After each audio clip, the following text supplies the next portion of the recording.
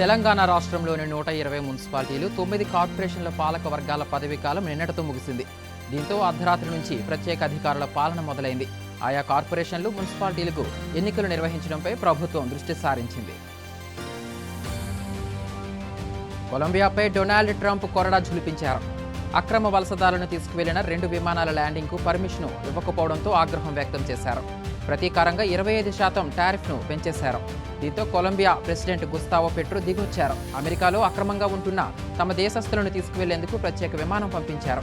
వారిని క్రిమినల్స్గా చూడొద్దని, గౌరవంగా పంపాలని కోరారు.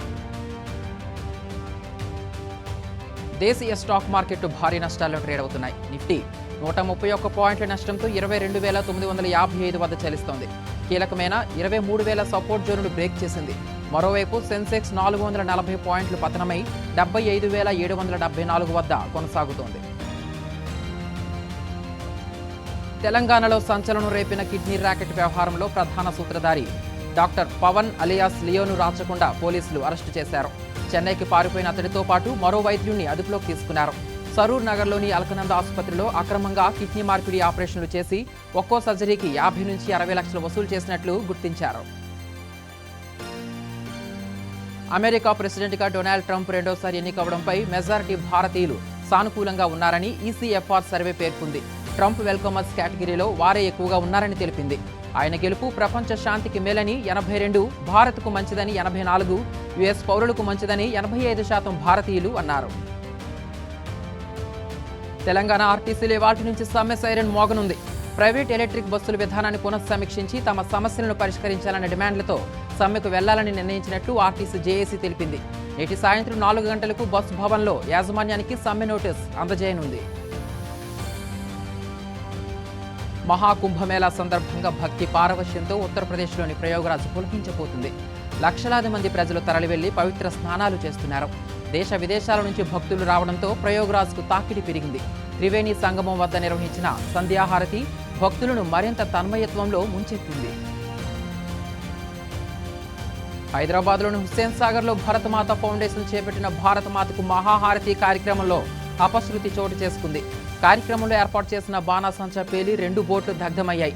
బోట్లలో ఉన్న ప్రయాణికులు సురక్షితంగా బయటపడ్డారు. తెలంగాణ మాదాపూర్లో శ్రీ చైతన్య విద్యా సంస్థల సెంట్రల్ కిచెన్ లైసెన్స్ను ఫుడ్ సేఫ్టీ అధికారులు రద్దు చేశారు. ఈ నెల 24న నిర్వహించిన తనిఖీలో బొద్దింకులు, ఎలుకలతో అపరిశుభ్రంగా ఉన్నట్టుగా గుర్తించిన అధికారులు నిర్వాహకులపై ఆగ్రహం వ్యక్తం చేశారు. దాదాపు 125 కేజీల ఎక్స్పైర్డ్ ఆహార పదార్థాలను సీజ్ చేశారు. తెలంగాణలో ఒకే రోజు 4 సంక్షేమ పథకాలు ప్రారంభించి నవశకానికి నాంది పలికామని సీఎం రేవంత్ ట్వీట్ చేశారు. రైతును రాజును చేసే రైతు భరోసా, కూలీకి చేయూతనిచ్చే ఇందిరమ్మ ఆత్మీయ భరోసా, పేదల సొంతింటి కల సాకారం చేసే ఇందిరమ్మ ఇల్లు, అన్నార్తుల ఆకలి తీర్చే కొత్త రేషన్ కార్డులు వంటి పథకాలతో ప్రజల జీవితాల్లో వెలుగులు నింపబోతున్నామని పేర్కొన్నారు. తనది ఇండియా డిఎన్ఏనని ఇండోనేషియా అధ్యక్షుడు ప్రబోవో సుబియాంటో అన్నారు. జెనెటిక్ సీక్వెన్సింగ్, డిఎన్ఏ టెస్టులో ఇది తేలిందని చెప్పారు. ఇండియన్ మ్యూజిక్ వింటే చాలు ఎగిరి గెంతులేస్తాను. ఈ విషయం అందరికీ తెలుసు. ఎంతో మంది ఇండోనేషియన్ల పేరు సంస్కృతంలోనివే. ఈ 2 దేశాల భాషలు సంస్కృతం నుంచి వచ్చినవే అని ఆయన పేర్కొన్నారు. గ్రామ సచివాలయాల విషయంలో ప్రభుత్వం కీలక నిర్ణయం తీసుకుంది. 10 కిలోమీటర్ల కంటే ఎక్కువ దూరంలో ఉండే ఆవాస ప్రాంతాలను వాటి సమీప సచివాలయాల్లో చేర్చనుంది. జనాభా ప్రాతిపదికన సిబ్బందిని నియమించనుంది. ఈ మేరకు సచివాలయాల శాఖ పంపిన ప్రతిపాదనను ఆమోదించింది. తిరుమలలో భక్తుల రద్దీ తగ్గుముఖం పట్టింది. ప్రస్తుతం 2 కంపార్ట్మెంట్లలో భక్తులు వేచి ఉన్నారు. టోకెన్లు లేని భక్తులకు సర్వదర్శనానికి 6 గంటల సమయం పడుతోంది. ఇక శ్రీవారిని నిన్న 74,742 మంది భక్తులు దర్శించుకున్నారు. 3.67 కోట్ల ఆదాయం హుండీకి సమకూరినట్లు అధికారులు తెలిపారు. టీడీపీ జాతీయ ప్రధాన కార్యదర్శి మంత్రి నారా లోకేష్తో మంత్రి కొండపల్లి శ్రీనివాస్ ఆదివారం రాత్రి భేటీ అయ్యారు. విశాఖ పర్యటనకు నారా లోకేష్ విచ్చేసిన సందర్భంగా విమానాశ్రయంలో మర్యాదపూర్వకంగా కలిసి స్వాగతం పలికారు.